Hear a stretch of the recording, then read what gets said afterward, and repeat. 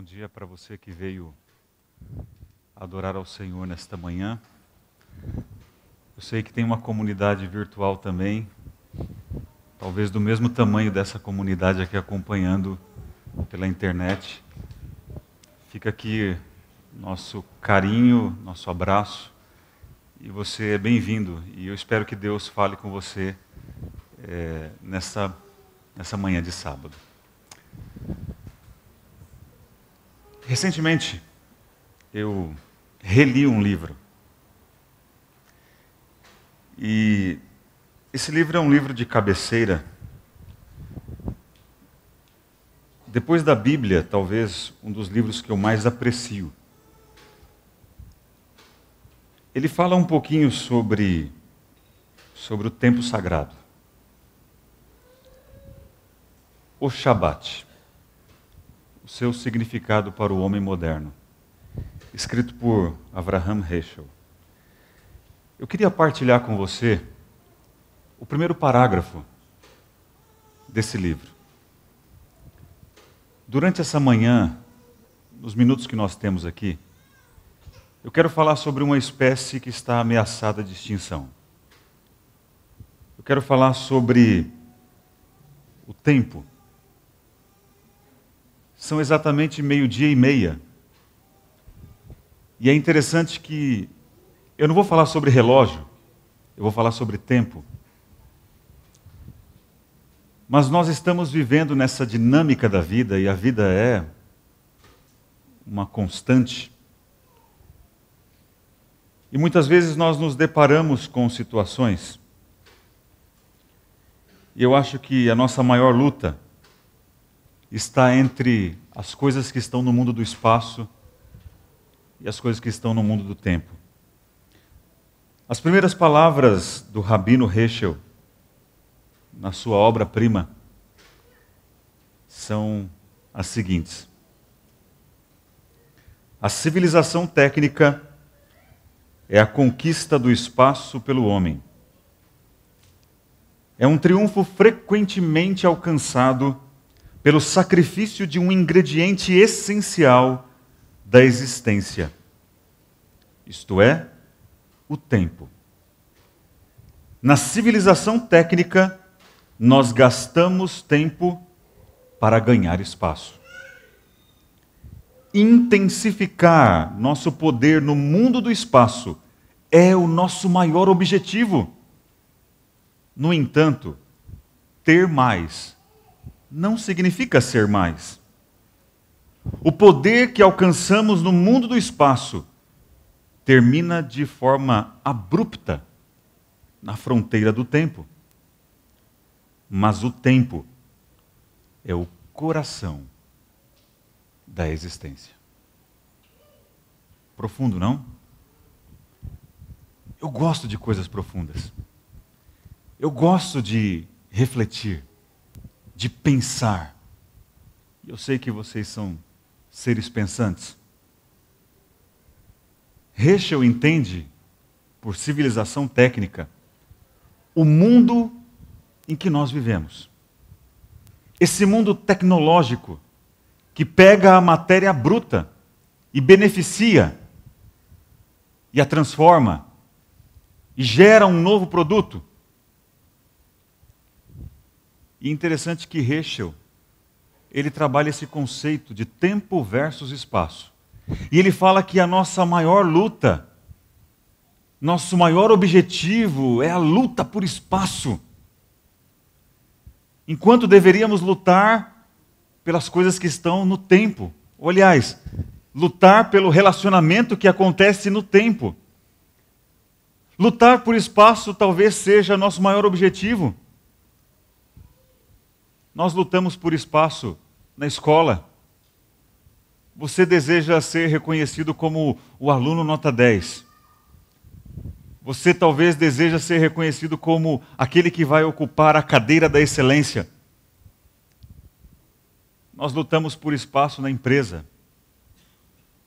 É bem provável que você não esteja satisfeito com o salário que você ganha, com a função que você ocupa. e você luta por espaço. Lutar por espaço talvez seja nosso maior objetivo.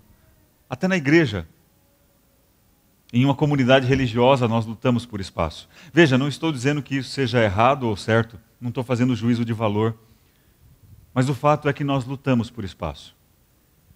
Talvez o espaço mais disputado na igreja não seja esse, no qual você está sentado, mas talvez seja esse que eu ocupo agora. Eu não estou dizendo se é certo ou errado você lutar por espaço. Se você tem uma mensagem para dizer, se você tem uma palavra que vem do Senhor, eu acho que você pode ocupar esse espaço. Aliás, eu acho que você deve ocupar esse espaço e Deus te enviou. Nós lutamos pelas coisas que estão no mundo do espaço. Mas o coração da existência, tem a ver com o tempo. E como eu disse para vocês, eu gosto de coisas profundas.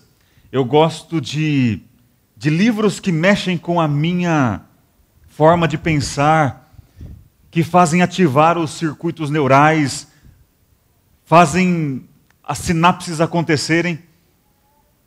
E eu queria abrir talvez no livro que mais tem mexido comigo, a Bíblia.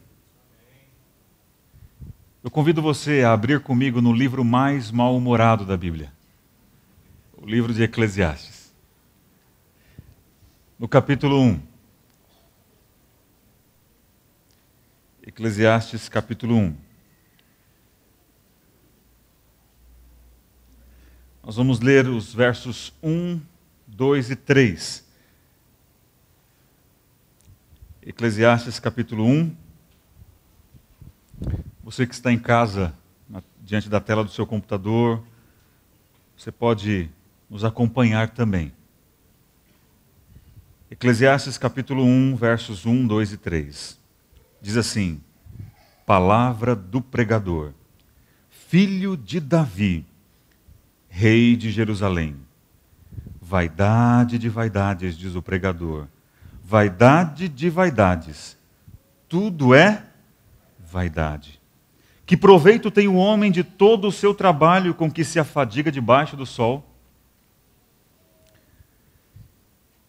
O livro de Eclesiastes foi escrito por Salomão,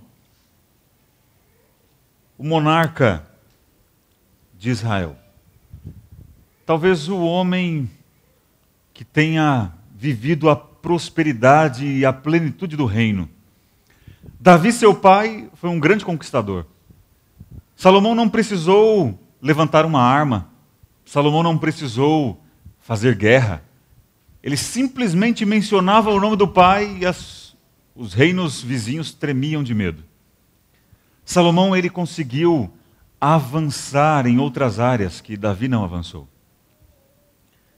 E o texto nessa manhã diz para nós o seguinte: palavras do pregador. Você sabe o que significa Eclesiastes? Apesar do nome Eclesiastes ser de origem grega, o livro foi escrito na língua hebraica. Eclesiastes significa pregador. Aquele que fala para uma audiência, aquele que fala para um ajuntamento de pessoas, que fala para uma congregação. E interessante que o texto diz isso claramente, palavras do pregador. E eu acho que não tem lugar melhor para abrirmos estas palavras e para estudarmos estas palavras do que diante de uma comunidade, diante de uma audiência, diante de uma eclesia, de um ajuntamento de pessoas, diante de uma igreja. E ele usa uma expressão, ele fala vaidade de vaidades. Tudo é vaidade. Ao lermos essas palavras aqui, do texto sagrado, a primeira coisa talvez que venha à nossa mente, se fazemos ou se fizermos uma leitura superficial do texto, é pensarmos que Salomão está falando da qualidade do vaidoso. E é curioso que da mesma maneira que Salomão começa o livro, ele termina. Eu não vou pedir para você abrir agora, mas se você for lá para Eclesiastes capítulo 12, Você vai descobrir que lá no finalzinho, ele fala exatamente a mesma coisa. Ele diz que tudo é vaidade. E ele usa a expressão vaidade de vaidades. É a mesma expressão. Salomão tinha algo em mente quando ele disse isso daqui. Salomão, quando ele abre com essas palavras, ele tem um propósito. E ele fecha com essas palavras, é porque tudo que vai no meio ali, tudo que vai entre o começo e o fim, tem a ver com o começo e o fim. A expressão hebraica para vaidade de vaidades é Havel Havalim. Repita comigo. Eu já vi, tem um vídeo na internet, não sei se vocês já viram já, que o pregador sempre fala, repita comigo, né? Repita comigo. Podem ficar tranquilos, é a única vez que eu vou pedir para vocês repetirem, tá bom? Repita comigo. Havel Havalim. O que é Havel Havalim? Algumas traduções trazem como ilusão de ilusões. Mas não faz jus ao que Salomão está querendo dizer aqui. Salomão não está simplesmente querendo falar da qualidade do vaidoso ou da ilusão da vida. Salomão não está falando daquele que estufa o peito e se sente superior só porque tem um talento, um recurso, um dom, uma condição social, uma posição, um status. Não, Salomão não está falando da qualidade daquele que é orgulhoso. Salomão está dizendo que a vida é curta. Havel Havalim, ao pé da letra, seria vapor de vapores. Imagina só a tradução da Bíblia dizendo assim, vapor de vapores. Diz o pregador, vapor de vapores, tudo é vapor. Se você lê isso daqui, você vai falar, poxa, delirou agora. Tem nada a ver o que ele está dizendo. Salomão está comparando a vida, e daqui a pouco você vai entender isso daqui melhor, a um vapor d'água. A vida é como um vapor d'água. Já perceberam a panela quando está lá com água fervendo, está no processo de ebulição, está a 100 graus Celsius? Você tira a tampa da panela, o que acontece? Sobe um vapor. Ele surge, existe por um pouco de tempo e logo desaparece. Salomão está dizendo para a sua audiência e para nós que a vida tem prazo de validade. A vida tem data de vencimento. A vida é efêmera, transitória, passageira. O título da mensagem desta manhã é A Eternidade no Coração. E eu quero justamente fazer um contraste entre a eternidade que Deus colocou no meu e no seu coração e a transitoriedade da vida. As coisas que se encontram no mundo do espaço são passageiras. Tem prazo para acabar. Eu não estou dizendo que com isso você não deva almejar uma posição social. Ter dinheiro não é pecado, ter um carro não é pecado, ter uma casa não é pecado, ter títulos acadêmicos não é pecado. Mas, meu amigo, isso tem data para acabar. Eu vou chegar no céu e a minha vocação tem prazo de validade. Aliás, eu espero chegar no céu, né?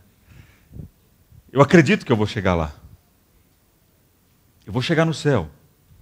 E eu vou entregar a minha credencial de pastor. E eu vou falar assim, obrigado, meu pastor Jesus, por ter me dado esta permissão de ser o subpastor dessas ovelhas.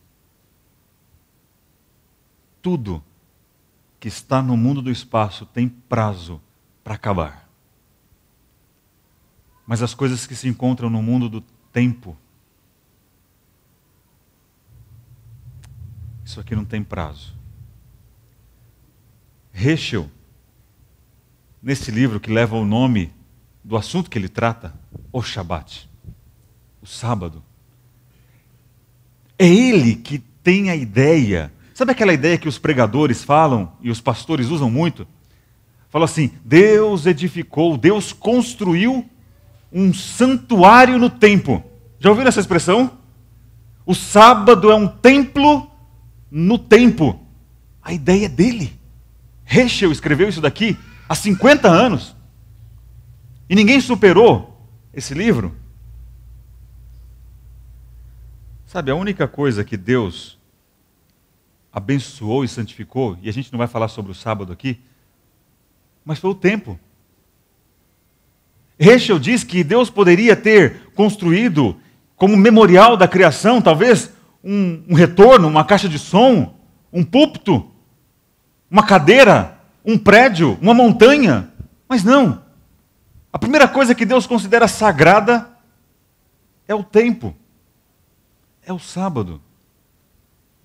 E eu quero mostrar para você que Salomão trabalha essa ideia de tempo versus espaço. E Salomão, só por amostragem aqui, eu quero que você vá comigo aqui no capítulo 2 do livro de Eclesiastes. Capítulo 2, verso 4. Olha só o que Salomão fala das coisas que estão no mundo do espaço. Aliás, o que ele fala sobre as coisas que estão no mundo do espaço. Salomão diz o seguinte: empreendi grandes obras, edifiquei para mim casas, plantei para mim vinhas. Tudo isso aqui está no mundo do espaço. E ele continua: fiz jardins e pomares para mim, e nestes plantei árvores frutíferas de toda espécie. Fiz para mim açudes para regar com eles o bosque em que reverdeciam as árvores. Comprei servos e servas, e tive servos nascidos em casa.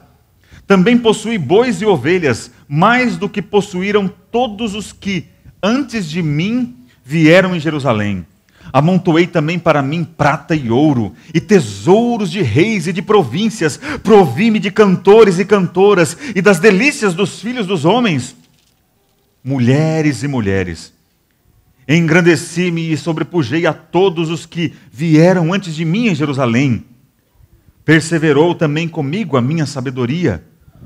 Tudo quanto desejaram os meus olhos, não lhes neguei, nem privei o coração de alegria alguma, pois eu me alegrava com todas as minhas fadigas, e isso era a recompensa de todas elas. Considerei todas as obras que fizeram as minhas mãos, como também o trabalho que eu com fadigas havia feito. E eis que tudo era vaidade, e correr atrás do vento, e nenhum proveito havia debaixo do sol. Salomão fala das coisas que estão no mundo do espaço, e ele diz que estas coisas não satisfazem o coração. Eu gosto de um pensador, Arthur Schopenhauer, um filósofo pessimista. Na verdade, eu acho que ele era bastante realista. Schopenhauer disse o seguinte: a vida é uma constante oscilação entre a ânsia de ter e o tédio de possuir. Interessante que Salomão possuía tudo. Tudo o que os meus olhos desejaram. Salomão queria um iPhone 5, aliás, estou atrasado, né? Um iPhone 6. Aliás, por falar em iPhone, a gente deseja esse aparelhinho, não? Não precisa concordar comigo, tá? Talvez seja só eu. A gente almeja, a gente deseja, anseia. E aí quando a gente compra, passa-se alguns meses, aí você descobre que lançaram o iPhone 6. E aí vem o tédio de você possuir esse mísero aparelho, iPhone 5. Tão limitado, tão pobre de recursos. E aí o tédio toma conta de você. Sabe, eu não concordo muito com Schopenhauer.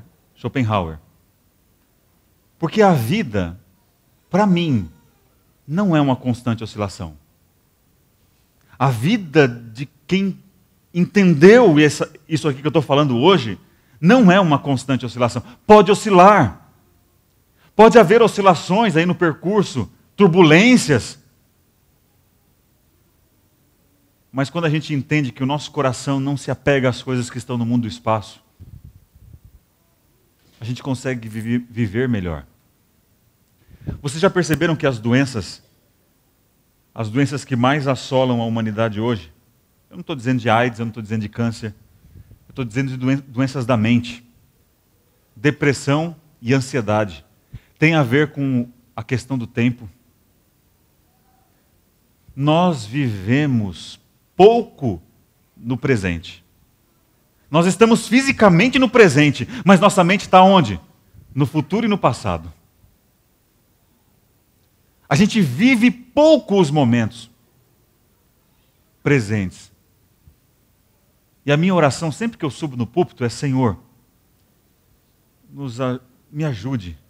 E ajude que as pessoas que estão ouvindo possam se desconectar das redes sociais. Possam se desconectar do mundo virtual. E fazerem uma conexão verdadeira. Olha só, a gente está aqui pertinho um do outro. É o momento que a gente tem para curtir a presença um do outro e escutar Deus falando com a gente. Uma vez eu ouvi uma oração de um grande pregador e ele dizia mais ou menos o seguinte: Pastor Caio Fábio, como diz o pastor Ed René, meu herói marginal. Ele orava o seguinte: Senhor, ajuda-nos a desconectar destas siglas diabólicas. SMS, WhatsApp, se bem que não é uma sigla, né? As redes sociais, Facebook, Twitter. Não estou dizendo que isso aqui seja em si ruim. Mas vocês já perceberam que nossa mente vive mais nesse mundo irreal. A gente vive mais no futuro e no passado. Depressão, problema do passado. Um problema não resolvido que você traz para a vida presente. Ansiedade e preocupação excessiva com o futuro. Percebem que o tempo tem mais a ver com a gente do que a gente imagina? Salomão, quando ele fala das coisas que estão no mundo do espaço, ele diz que isso é vaidade. E eu fico imaginando, alguém resolveu calcular a fortuna de Salomão? E eu não sei, descobriram que não existe nenhum bilionário no mundo que tenha alcançado proporcionalmente a fortuna que Salomão tinha. E interessante que realmente Salomão é atualíssimo. Salomão é extremamente atual. Quando ele diz que tudo aquilo que está no mundo do espaço, ele fala assim: empreendi grandes obras, edifiquei para mim casas, plantei para mim vinhas. E aí lá no final ele fala: percebi que tudo isso era vaidade. Tudo isso era passageiro. Tudo isso era transitório. Eu acho que se tem alguém que pode dizer disso daqui, é um camarada chamado Eike Batista. Eike Batista, até o ano passado, o ano retrasado, era o homem mais rico do Brasil. Se eu não me engano, ele era no ranking mundial, ele era o quarto. E quando foi perguntado para ele qual era o objetivo da vida dele, adivinha? Ser o primeiro. Está vendo como a pessoa realmente não se contenta com o que tem? É claro. Ele tinha objetivos na vida, eu acho que é importante ter. Mas você sabia que Eike Batista quebrou financeiramente? Quebrou. Mas o quebrar do rico é bem diferente do meu. Ele continua andando de helicóptero, né? Que é dele, né? Ele não aluga, é dele. Ele continua andando de jatinho particular. Particular não, jatinho dele mesmo, né? Dizem, se eu não estiver enganado, que a fortuna dele girava em torno aí dos seus 80 bilhões de dólares. E como ele quebrou Quando ele pagar todo mundo que ele está devendo, vai chegar perto dos 8. Ele continua ou não bilionário? Sim. Mas imagina a cabeça dele. Ele perdeu 80 bilhões. Dizem que muito do que ele tinha era especulação, né?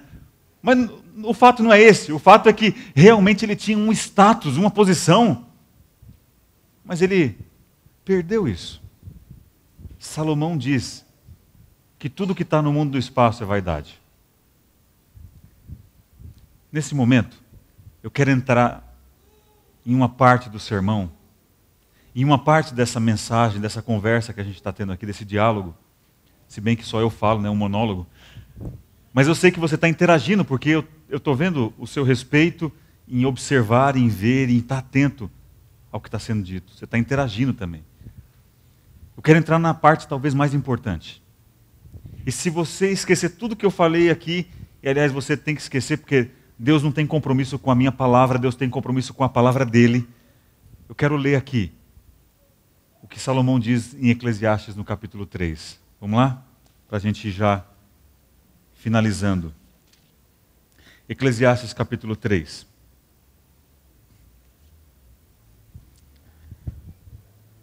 Talvez eu esteja preocupado com o relógio. São 12h59 agora. Me dá mais só 10 minutos, a gente conclui aqui. Você em casa também que está assistindo, daqui a pouco você almoça. Eu também estou morrendo de fome. Eclesiastes capítulo 3, verso 1 diz assim: tudo tem o seu tempo determinado, e há tempo para todo o propósito debaixo do céu. Há tempo de nascer e tempo de morrer. Tempo de plantar e tempo de arrancar o que se plantou. Tempo de matar e tempo de curar. Tempo de derribar e tempo de edificar. Tempo de chorar e tempo de rir. Tempo de prantear e tempo de saltar de alegria. Tempo de espalhar pedras e tempo de ajuntar pedras. Tempo de abraçar e tempo de afastar-se de abraçar. Tempo de buscar e tempo de perder. Tempo de guardar e tempo de deitar fora. Tempo de rasgar e tempo de coser. Tempo de estar calado e tempo de falar. Tempo de amar e tempo de aborrecer. Tempo de guerra e tempo de paz. Salomão vem discursando, e por amostragem a gente pegou um texto quando ele fala das coisas que estão no mundo do espaço, e ele fala que elas são vaidade. Mas ele introduz o discurso e o coração da mensagem dele, aqui no capítulo 3, ele vem dizendo das coisas do tempo. E no versículo 11, é o ápice da sua mensagem. E antes de ler este versículo, eu queria ler para vocês uma pequena entrevista. Uma entrevista que foi feita por um jornalista francês, chamado Victor Amela. Ele entrevistou um beduíno tuareg. Os beduínos são os moradores do deserto.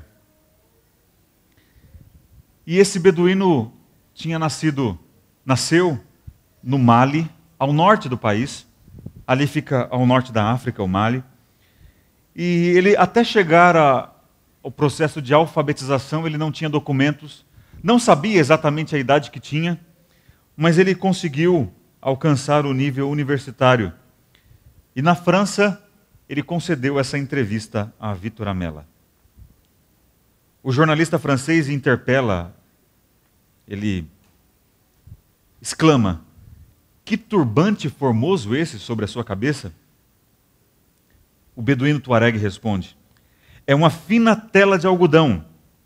Permite tapar o rosto no deserto e continuar a ver e respirar através dele. É de um azul belíssimo, diz o jornalista.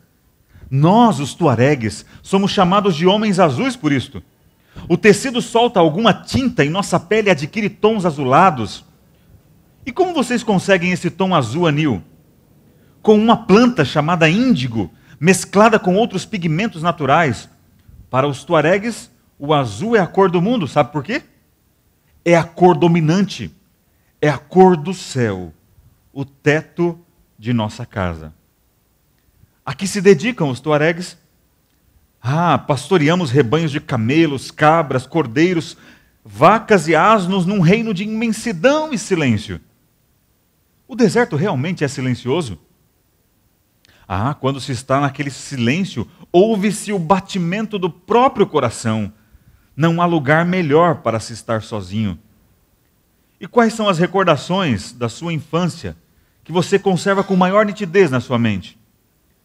Desperto com a luz do sol, e ali estão as cabras de meu pai.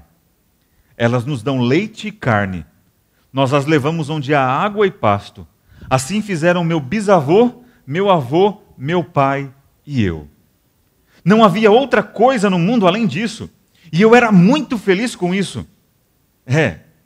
De fato, isso não parece lá muito estimulante, diz o jornalista francês. Mas é muito